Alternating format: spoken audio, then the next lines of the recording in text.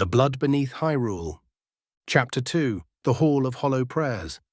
The eyes beneath the blood lake blinked, one, then another, then dozens.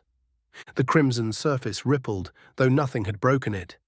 Link tightened his grip on the Master Sword as the glow around its blade flickered like a dying candle. The weapon had always sung in the presence of evil. Now, it trembled. Across the lake, Sidon convulsed. His elongated body jerked unnaturally, every joint bending farther than bone should allow. The split mouths running down his neck opened in sequence, each whispering a different plea. Run. Help me. It's inside. Don't let it wear my skin. Then every voice merged into a single laugh that echoed through the cavern. Link took a step forward. Sidon! The creature wearing Sidon's body tilted its head. You still believe he's in here? Its voice shifted with every word. Sometimes it sounded like Sidon, sometimes Zelda, sometimes Link himself.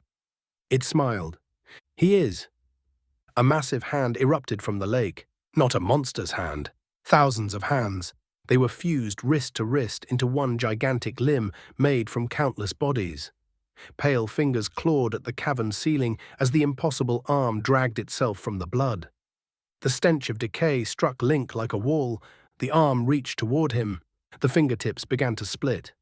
Each fingernail peeled backward. Inside every finger was a screaming face.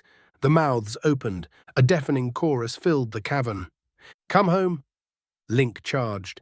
The Master Sword flashed in a brilliant arc, carving through the monstrous limb. Bodies burst apart. Blood rained from the ceiling. For one brief heartbeat. Silence. Then every severed piece began crawling. Hands scuttled across the floor like enormous spiders, their fingers acting as legs. Faces buried in the flesh shrieked as they rushed toward Link. One grabbed his ankle, another climbed his back. A third wrapped icy fingers around his throat. Link drove the Master Sword into the ground. A wave of sacred light exploded outward. The cavern shook. Hundreds of crawling hands blackened into ash. Yet beyond the fading light, thousands more emerged from the blood. The lake wasn't creating them. It was made of them.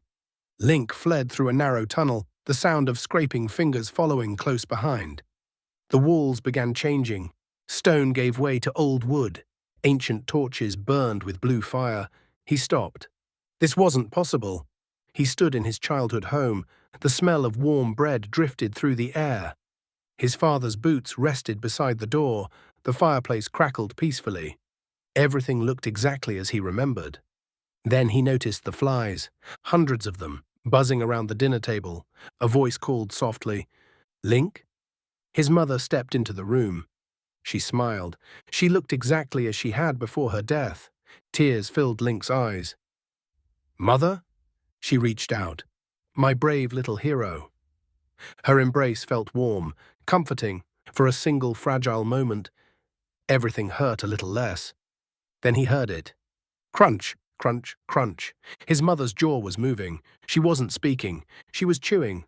Link slowly looked down, hidden behind her dress.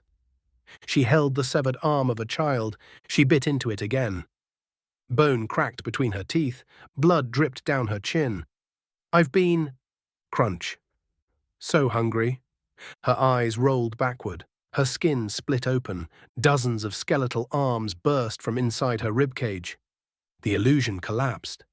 The house dissolved into black flesh and screaming walls. Link stumbled backward just as the creature lunged. The Master Sword pierced its chest. Instead of dying, it whispered. Good.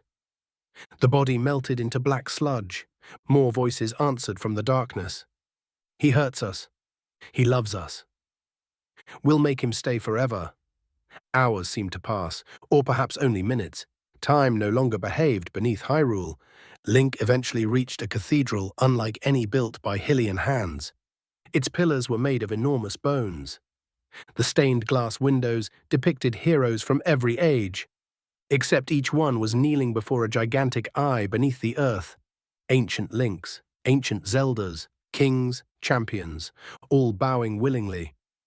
At the altar sat an old man, wrapped in tattered robes. He appeared human, frail, blind. You've come farther than most, he said. Link remained silent. The old man smiled sadly. I was once a hero too. He pointed toward the darkness beyond the cathedral. It promises everyone the same thing. What? A world where you never lose the people you love.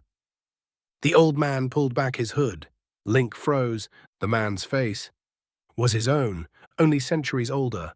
Skin hung from his skull in strips. His eyes were empty sockets filled with writhing black worms. I said yes. The old Link smiled. You still can. Without warning, his body burst apart. Hundreds of black worms exploded across the cathedral floor, weaving together into a towering humanoid mass. The creature's body twisted endlessly, faces emerging and sinking beneath its skin like drowning souls. Every face wore Link's expression. Every mouth screamed. The cathedral doors slammed shut. Behind the monster, the shadows shifted. For an instant, Link caught sight of Sidon again, bound by living tendrils of flesh, his eyes filled with terror. Their gazes met.